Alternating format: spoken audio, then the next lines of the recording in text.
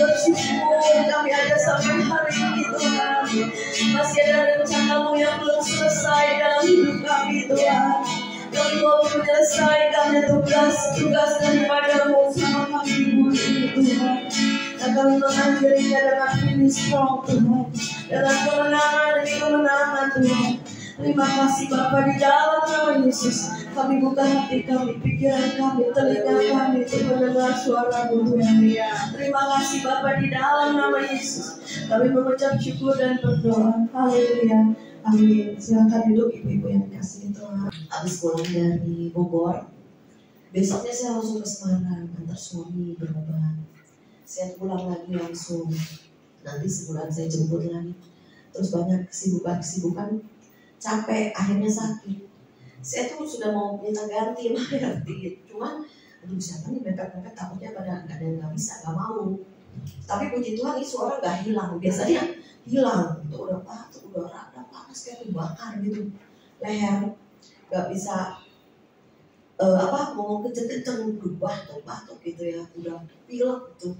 Tapi puji Tuhan, saya bersyukur masih bisa menyampaikan apa yang Tuhan mau ya. Saya juga doa Tuhan, apa ya firman-Nya ya untuk PD gitu ya. Saya percaya kalau kita berkumpul-kumpul di tempat ini mesti ada sesuatu yang Tuhan mau ya, rencanakan apa gitu. Dan kita tahu kita hidup di penghujung akhir zaman. Jadi jangan lagi kita main-main dengan kehidupan ini, jangan santai-santai ya, atau ikutin kedagingan terus, atau ya udahlah mengalir aja lah. Yang penting masih bisa makan, yang penting masih bisa kerja, yang penting oke, anak gitu kan. Tapi saudara kan punya HP, lihat di belahan dunia yang lain gitu ya. Mereka ada yang dibunuh karena pegang nama Yesus. Sampai 70 orang.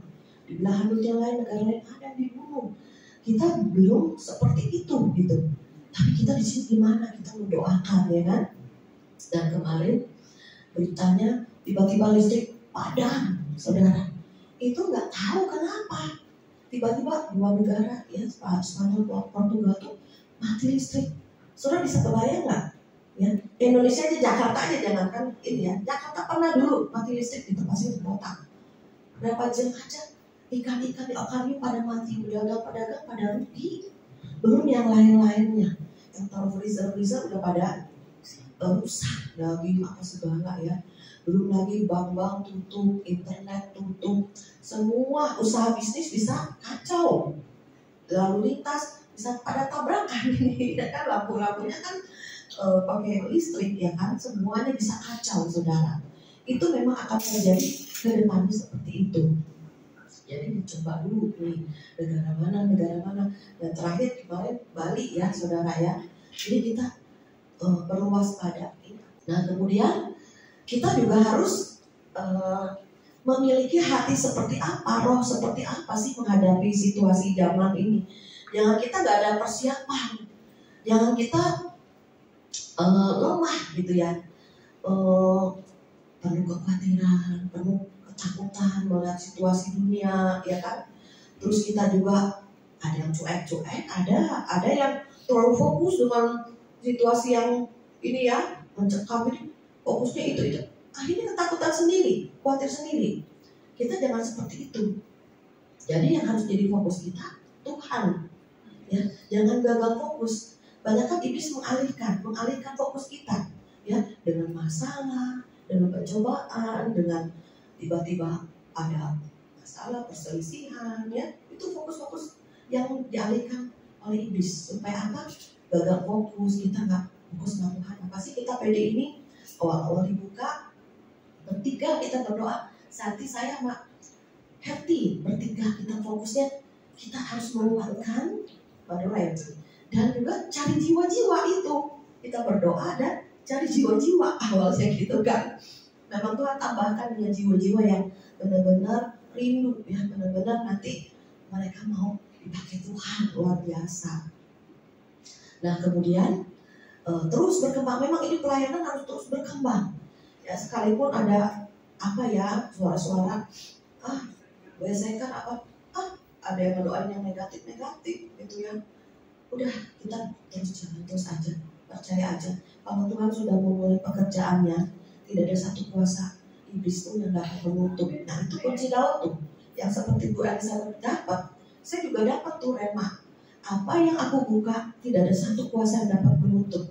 Apa yang aku tutup, tidak ada satu kuasa yang dapat membuka. Itu kuasa Tuhan, kunci Daud. Ya, kalau Bu Elizabeth dikasih kunci banyak, berarti Bu Elizabeth bisa buka kunci kesembuhan, kunci penginjilan, kunci pemulihan. Minta sama Tuhan waktu mendoakan orang. Atau nanti Bu Elizabeth mengimpartasikan pada kita, doain nih, dikasih kunci secara Allah, bisa saudara. Ya, mungkin nanti terakhir kita bisa minta juga dong, aku juga mau nih dipakai Tuhan. Aku juga minta nih untuk pemulihan keluarga. Aku minta nih kesembuhan. Oke, saya juga proses saya banyak. Mana suami begini belum sembuh gitu ya. Kalau sakit suami sebelah mata masih bisa lihat. Lah suamiku makin lama makin buram dua-duanya. Ya kan, yang satu udah gak lihat, yang satu mungkin buram, udah kepenang, udah kemana gitu ya. Kasihan kan. Jadi banyaklah itu proses-proses. Tapi saya percaya itu memang pemrosesan, pemulihan, pembentukan Tuhan. Ada kalanya kita kalau misalnya diproses, kadang capek, misalnya nangis di kaki Tuhan. Itu ada lagi kekuatan baru. Itu ada lagi power yang kita nggak lihat, tapi Tuhan kasih, gitu ya. Yuk kita baca sama-sama di dalam firman yang singkat ini. Kita baca di dalam Roma 12 ayat yang ke-11. Kita baca sama-sama dengan suara yang keras ya. 1, 2, 3. Janganlah hendaknya kerajinanmu kendor. Biarlah rohmu menyala-nyala dan layanilah Tuhan. Ya. Jangan sampai roh kita kendor, mengalami masalah, mengalami ujian, mengalami perselisihan, mengalami tiba-tiba ada aja masalah. Tiba-tiba berbenturan dengan orang, tiba-tiba ekonomi lagi susah seret, tiba-tiba dengan sakit penyakit. Ada sejuta segudang masalah manusia tuh ada. Gak hanya orang benar, orang fasik, orang dunia juga ngalami sama. Ya, tapi yang membedakannya kita ada kekuatan Tuhan, kekuatan Roh. Kita harus berkemenangan di balik itu semua. Mungkin kalau Kristen yang masih bayi rohani baru percaya Yesus, seringkali jawaban doanya cepat. Doa apa dijawab, doa apa diminta dikasih. Saya seringkali dengar ya, orang-orang yang kesaksian sama saya, cerita sama saya, mereka suka cita, mereka bahagia. Wah, Tuhan Yesus benar-benar hebat, Tuhan Yesus luar biasa. Wah, saya juga benar-benar hebat, benar ya. Tapi ada proses perjalanan pendewasaan. Pada saat doamu nggak dijawab, pada saat sakitmu nggak disembuhkan, pada saat engkau dibenturkan dengan tembok, nggak bisa lagi harus gimana, pada saat engkau khawatir, takut, cemas, bisa doa, nggak ada jawaban, seolah Tuhan pergi tinggalin kita, seolah nggak ada Tuhan. Gimana saudara? Apa yang harus kita lakukan? Udahlah, tinggalin Tuhan. Ngapain ke gereja? Percuma mau berdoa, percuma mau baca Alkitab, percuma semuanya. Akhirnya tinggalin Tuhan. Gak sedikit. Nanti akhir zaman banyak orang yang murtad tinggalin Yesus. Karena apa?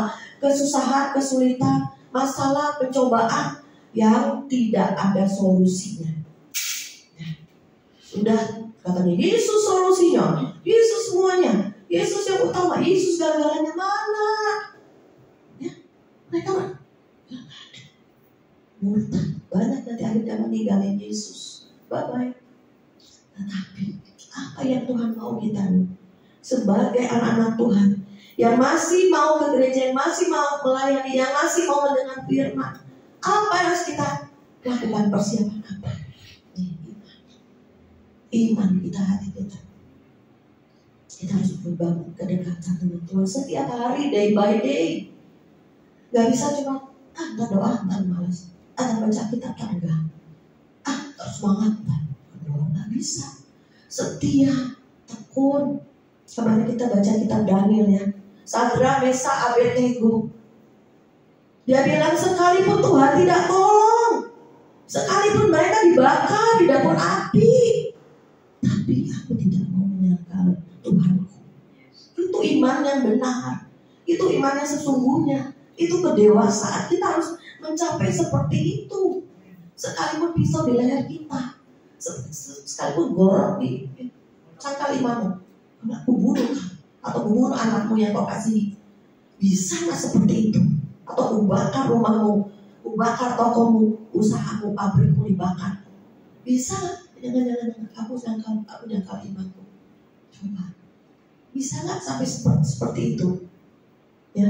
Jadi harus ada pendewasaan. Sekalipun Tuhan tidak menolong, sekalipun Tuhan tidak memulihkan, sekalipun Tuhan tidak menyembuhkan, bisa nggak kita tetap bilang, Kau Yesus tetap baik, Kau Yesus Tuhan, Kau Yesus yang aku kasihi. Bisa nggak seperti itu? Gak mudah. Saya punya teman, waktu itu berapa tahun lalu, ada 10 tahun lebih, usia 37 tahun, dia cantik, benar cantik. Dia suka dandan cantik, sering ke toko main karena dia juga suka ngambil kue saya yang saya bikin kue, dia hias dijual lagi. Satu hari, gak ada angin, gak ada hujan, seperti petir, dia kena kanker payudara. Saya bilang, dia mau cerita sama saya, dia udah cerita ada masalah apa, masalah keuangan, masalah suami, enggak, bukan, masalah apa cerita aja. Saya bilang kan udah deket lah ya, saya divonis dokter kanker stadium 3. Aduh, saya kaget karena kan deket ya, cantik pula orangnya. Kemudian saya bilang ini, kamu gak usah percaya dokter sini toh, pergilah ke Singapura, Malaysia, cek lagi, jangan sampai vonis dokter sini kamu percayai ya pergi Singapura, Penang situ, Malaysia atau Singapura waktu itu. Pas pulang kabarin lagi ke saya, betul Naya, aku tuh divonisnya sama kanker langsung stadium 3. Langsung kan kita sebagai teman kan rohani Kristen, ada KKR, ayo kita datang. Pergilah. Waktu itu masih bisa jalan, tapi lama-lama kebas, kebas tuh ya nggak bisa. Kebas tuh kayak nggak nampak gitu. Saya tuntun pergi ke PRJ KKR Limpang Topang. Jadi situ kan banyak ribuan orang. Kayaknya ada kesembuhan. Saya datang, saya bawa dia ke sana ya. Berapa kali KKR saya bawa dia, ternyata saudara nggak sembuh. Ya. Apa kuasa Tuhan kurang? Apakah Tuhan gak berkuasa menyembuhkan? Apa teman saya ini gak layak disembuhkan? Kita banyak berbagai pikiran muncul ya saudara.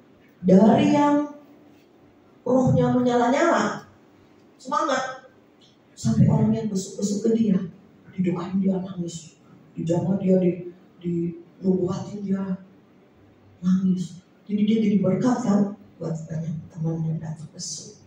Dan di tengah-tengah sakit kansernya dia dapat mujizat. Tiba-tiba ada yang transfer dia 200 juta saudara. Itu bukan kecil tuh, 10 tahun lalu, gede loh. Itu kan apa namanya, berkat ya ibaratnya ya. Karena dia doa, Tuhan tandangin kayak katanya emas yang di sorga, terkerik yang sorga tandangin. Benar saudara, dia udah doa gitu, ada yang transfer dia 200 juta saudara. Dicerita sama saya. Puji Tuhan, saudara, kadang pada sakit itu kan perlu biaya buat keluarga, buat ini kan anaknya. Jadi anaknya masih kecil TK. Kemudian karena saya dekat, saya sering besuk gitu kan, saya sering doakan, sering besuk. Dari yang semangat sampai lemes saudara, sampai rohaninya, roh yang di dalamnya kayaknya sampai justru lama-lama bisa kering, bisa padam, bisa kecewa saudara. Bisa saudara sampai ngomongnya udah negatif, ngomongnya udah kayak mau ini apa, kecewa, pahit saudara. Bisa loh saudara. Jadi kita teman-teman, saya kadang besok tuh bawa 2-3 orang ya, doain lagi, kuatin lagi. kuatin lagi, sampai dari dia bisa berjalan, masih bisa berjalan, sampai dia lumpuh, sampai dia terbaring di tempat tidur, sampai badannya sampai kurus. Tapi pada waktu kita doakan, hampir dia panitan, kecewa, ya. Tapi pada waktu kita doakan lagi, itu ada urapan Tuhan yang mengalir, ada kasih Tuhan yang mengalir, ada kuasa Roh Kudus yang bekerja, ya. Jadi teman-teman aku di bagian kayaknya tadinya tubuhannya sudah mulai kering, tapi pada waktu didoakan lagi, pada waktu dijamah lagi sama kita nih, mulailah pohonnya dia berkembang lagi, saudara. Jadi kita benar-benar dukungan doa penting, saudara, ya teman-teman semua. Jadi pada waktu terakhir nih, sebelum dia meninggal, teman saya tuh datang, kelihatan saya udah ada dia nunggu, kayaknya udah yang mau dipanggil gitu kan. Terus saya waktu ke puncak ikut retret, berdoa bertiga sama teman saya, adik saya sama teman bertiga. Teman adikku lihat, dikasih penglihatan, dia turun udah berjalan, kita masih doain ya untuk siapa yang sakit. Dia turun udah berjalan. Tahunya bukan secara jasmani di bumi, udah di sorga, saudara. Ya, jadi jangan penglihatan apapun jangan diartikan secara dia sembuh itu. Enggak, pulang dan sembuh di sorga. Karena di sorga gak ada sakit penyakit, gak ada air mata, gak ada kesusahan. Tetapi di penghujung meninggalnya itu, waktu kita busuk itu, orangnya udah bangkit kembali, udah semangat lagi, udah menyala-nyala lagi. Itu yang penting, saudara, ya. Jadi cek and recheck saudara dan saya. Mungkin saat ini lagi suam-suam nih, lagi lemes nih, lagi banyak masalah nih, lagi banyak tekanan nih, ya kan? Padahal di Wahyu bilang, kita baca lagi ya, satu firman di dalam Wahyu 3 ayat yang ke-15 kita. Aku tahu segala pekerjaanmu, engkau tidak dingin dan tidak panas. Alangkah baiknya jika engkau dingin atau panas. Jadi karena engkau suam-suam kuku dan tidak dingin atau panas, aku akan memuntahkan engkau dari mulutku. Nah, hati-hati ya. Jangan jadi orang Kristen suam-suam, gak panas, gak dingin, masih ke gereja tapi pikirannya kemana-mana, masih melayani tapi hatinya gak di situ, atau masih melayani tapi gak punya hubungan pribadi sama Tuhan. Banyak sekali orang pelayanan gak punya hubungan pribadi sama Tuhan. Ya akhirnya mereka udah naik tinggi, udah terkenal. Seperti kemarin saya dengar worship yang dari Australia itu, Hillsong, akhirnya selingkuh dan dengan dosa perzinahan. Kenapa? Saya juga berpikir, kurang apa mereka nyanyinya udah mendunia, worshipnya udah luar biasa, pujian penyembahannya sering kita nyanyikan. Ya, kok bisa jatuh dalam dosa, kok bisa jatuh dalam perzinahan? Kenapa? Ya, jadi kadang pelayanan itu bukan menunjukkan seseorang itu levelnya tinggi, kerohaniannya enggak. Kayak saya juga berdiri di sini, level Cimari udah tinggi, belum tentu. Mungkin aja saudara-saudara yang enggak di mimbar atau di depan, rohnya levelnya lebih tinggi dari saya, bisa. Ya, karena punya hubungan pribadi sama Tuhan, rohnya kuat, dekat sama Tuhan, seringkali dengar suara Tuhan dan jadi pelaku firman. Ya, jadi kita mengejar kesempurnaan, mengejar pendewasaan. Semuanya kita dibentuk, diproses, dikikis, disaring, ya, diayak, diremukan lagi, dibentuk lagi. Tuhan, aku salahnya di sini, ampuni Tuhan. Aku kurangnya di sini Tuhan, mulutku loncat Tuhan, ampuni Tuhan. Banyak sekali, aku mungkin hatiku masih licik Tuhan. Aku masih iri Tuhan. Banyak sekali yang diproses, ya. Jadi kita mengalami proses kehidupan supaya karakter.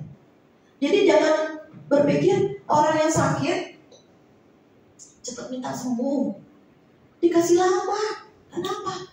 Prosesnya belum selesai, karena masih keras hati, masih sombong, masih banyak hal, saudara.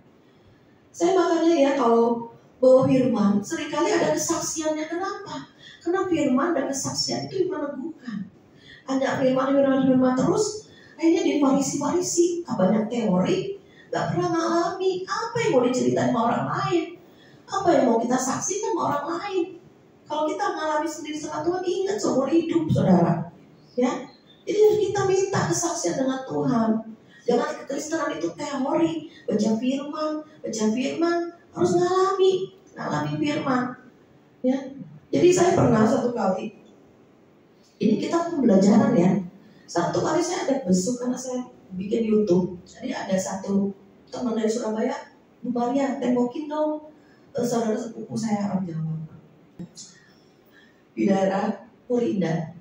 Suami istri gak punya anak, udah tua, susah. Jadi rumah itu rumah keluarga yang masih kasih dia pinjem gitu ya.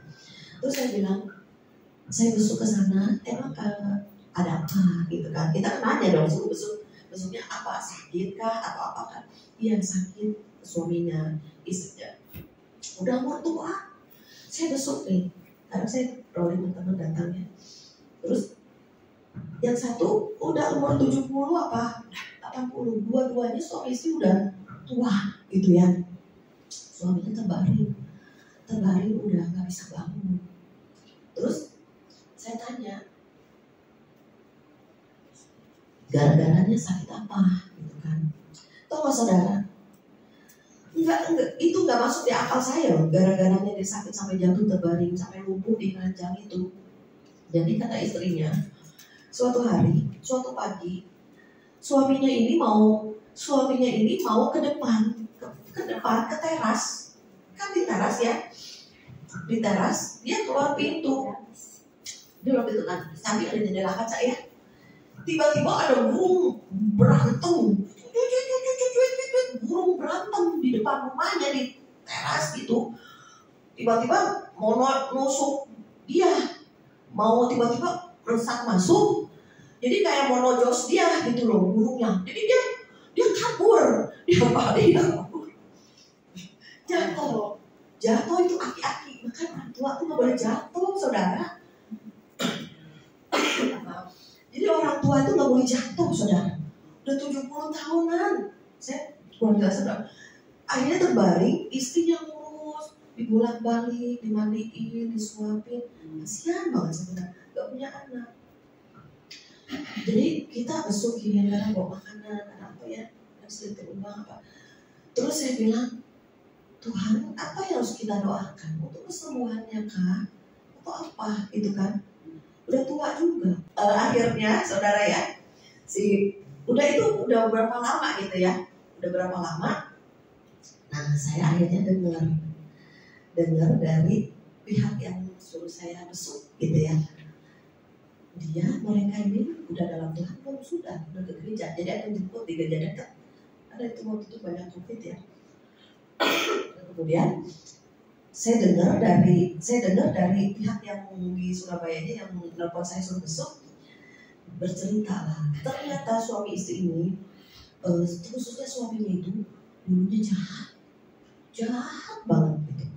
Suka jahat duit orang ya, jahat duit orang lah gitu ya. Nah di usianya yang 60-an, mereka berdua tuh dibaptis, baru terima Yesus, udah tua, udah kakek nenek lah ya. Nah kemudian berapa tahun kemudian yang sakit ini. Jadi memang ada hukum tabur tuai. Jangan lu enak-enakan dibaptis masuk surga, lu kejahatan lu yang dulu lu tuai dulu gitu loh.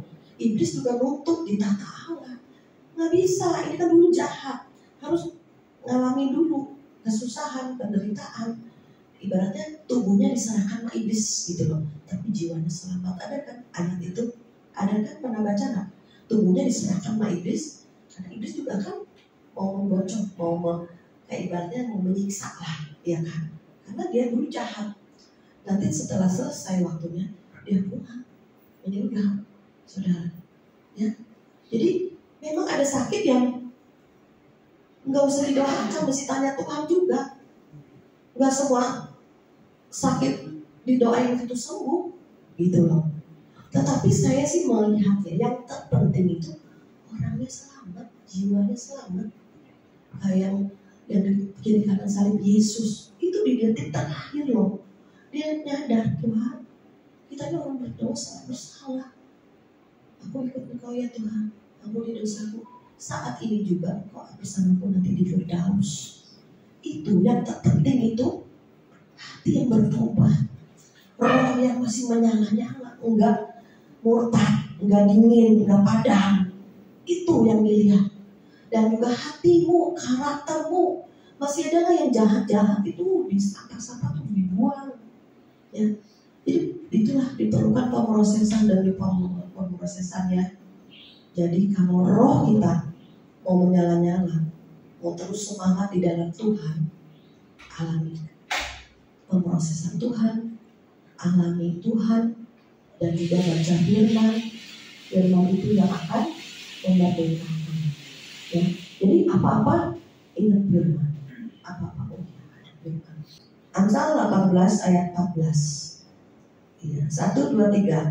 Orang yang bersemangat dapat menanggung penderitaannya, tetapi siapa akan memulihkan semangat yang patah? Nah, ini ayat juga jadi ayat rema buat saya. Dulu saya masalahnya banyak, berat, sampai di titik terendah hidup saya. Tuhan berbicara lewat firman. Makanya pentingnya baca firman itu, tiba-tiba Roh Kudus nanti ingetin. Roh Kudus ingatkan lagi firman. Roh Kudus ingatkan lagi firman. Jadi roh kita yang maunya suam, maunya dingin, maunya patah semangat, maunya kecewa, bangkit lagi. Karena ada firman yang hidup yang Tuhan kasih. Kalau kamu gak bersemangat, gimana kamu dapat menanggung penderitaanmu? Hanya orang yang bersemangat, hanya orang yang menyala-nyala, hanya orang yang rohnya kuat, itu dapat melewati semua, dapat menang. Tuhan bilang, aku sudah menentukan engkau jadi pemenang, bahkan lebih dari pemenang. Tuhan sudah menentukan garis hidup kita menang, finish strong, ya. Kita menang. Tuhan nunggu kita loh di ujung. Kita masih di sini, perjalanan hidup kita. Kita melangkah, kita berjalan, kita mengalami masalah, kita mengalami kesusahan, keterpurukan. Mungkin kita dapat mujizat, tiba-tiba, haleluya, gampang. Tiba-tiba dapat mobil, dapat rumah, dapat berkat. Saya pernah sampai panik, dapat berkat tiba-tiba, banyak gitu. Bagi siapa lagi ya? Mikirnya ngasih siapa lagi ya? Bagi siapa lagi ya? Saya begitu orangnya, kayak orang panik, berkat banyak nih, bagi siapa lagi? Bagi siapa lagi gitu kan? Itu bisa juga berkat banyak, ya kan? Itu mah gampang. Haleluya, glory, puji Tuhan, Tuhanku mana bersama, banyak, mujizat sembuh, apa enak, gampang, ya. Tapi kalau dalam keadaan susah, sakit, wah saudara-saudara sepi, ya kan, ke depannya makin susah nanti keadaan zaman. Di mana kita roh kuat, harus kuat, ya. Ke depannya kita kuatkan lagi roh kita, karena ke depannya terjadi peperangan, bangsa akan bangsa, kelaparan, murtad akan di mana-mana. Keluarga kita perhatikan bahwa mereka seret mereka untuk cari Tuhan, dekat Tuhan, kenal Tuhan, mengalami Tuhan, dan hidup bergaul dengan Tuhan. Saya PR-nya masih banyak, baik keluarga, baik suami, baik anak, banyak masih. Tapi kalau saya sendiri, udahlah, gue tinggalin aja pelayanan. Bodoh amat ya. Sekarang bisa loh kita egois, bisa nggak? Bisa. Tapi karena kasih Tuhan itu ada dalam kita, nggak gampang. Kita punya belas kasihan. Ketika selama gimana nih? Masih nyimpan kepahitan. Kok Tuhan usir nih kepahitannya dalam nama Yesus? Masih banyak hal yang kita harus kerjakan.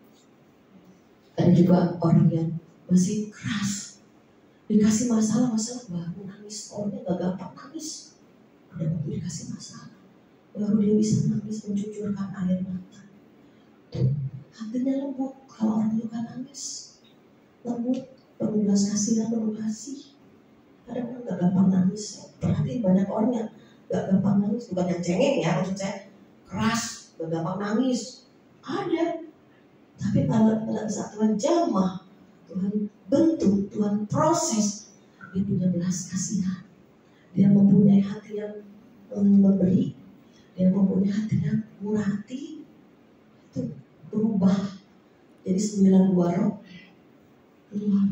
Ya, ada kasih, sukacita, damai sejahtera, kebaikan, kemurahan, kesetiaan, kesabaran, kelemah lembutan, dan penguasaan diri. Itu harus muncul dalam hidup kita. Jadi saudara, yuk kita bangkit berdiri. Nanti mungkin saya minta dari Ibu Elizabeth yang berdoa kita semua. Ya, kita naikkan haleluya, haleluya ya. Kalau bisa kita bergandeng tangan ya. Mungkin di antara kita ada yang lagi lemah, kita urapi, jamah, kita beri urapan ya. Ya, jadi lingkaran boleh, nggak apa-apa. Ayo lingkaran, kumpul yang datang banyak, ada apa? Ya, kalau banyak lingkaran besar, ini lingkaran kecil. Haleluya, haleluya, haleluya, haleluya, haleluya, haleluya,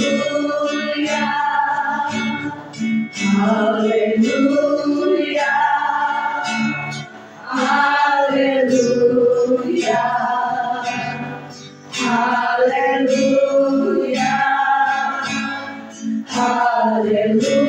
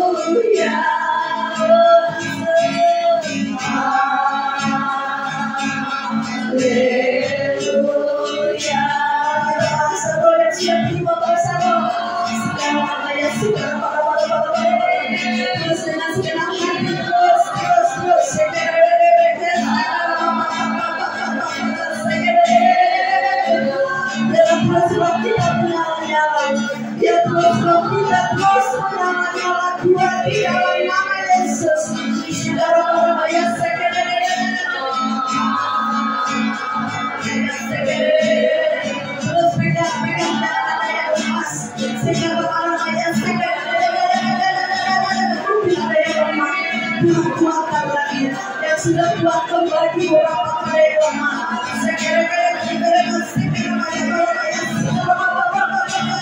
Terus pakai hatimu, terus, yes, Lord, yes, Holy Spirit, yes, bekerjalah Roh Kudus, kami butuh Engkau, kami butuh kekuatanmu, kami butuh api-Mu Tuhan.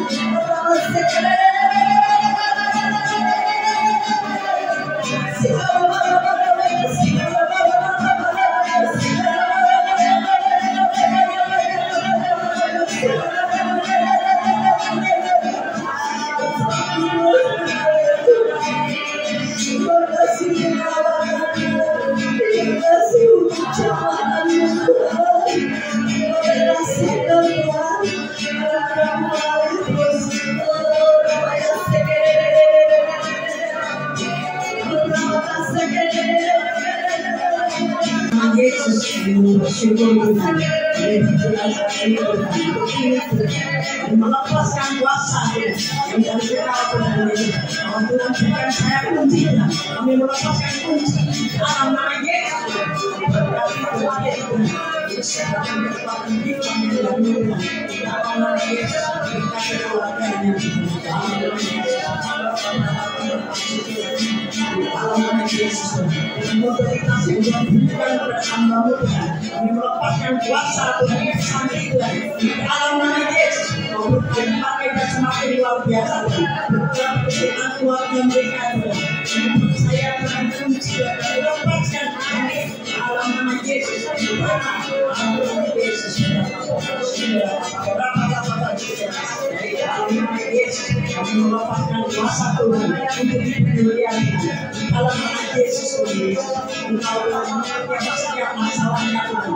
Engkau pakai yang tidak indah. Kami melepaskan masalah dan kunci-kunci Tuhan. Haleluya. Dalam nama Yesus, keluarga mereka diberkati Tuhan. Anak-anak mereka semakin berkati dan kasih Tuhan. Berhikmat, pakai dia semakin Tuhan, semakin luar biasa Tuhan. Dalam nama Yesus, haleluya.